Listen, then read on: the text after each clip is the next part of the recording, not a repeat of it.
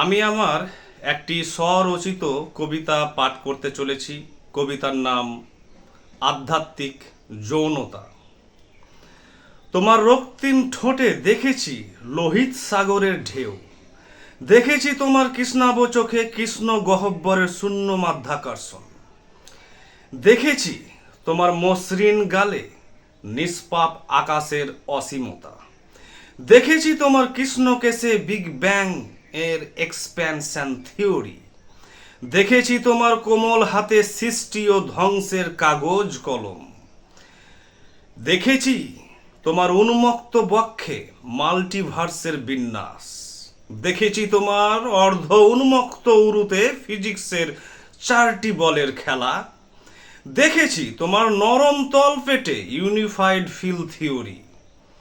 তোমার মতো সেক্সি প্রকৃতির যোগ্য প্রেমিক আমি নই, সে আমি জানি অনেক যুগ ধরে। দেখেছি শুধু তোমাকে বিছানায় সন্তুষ্ট হতে, শুধু চেতনার আলিঙ্গনে। ধন্যবাদ।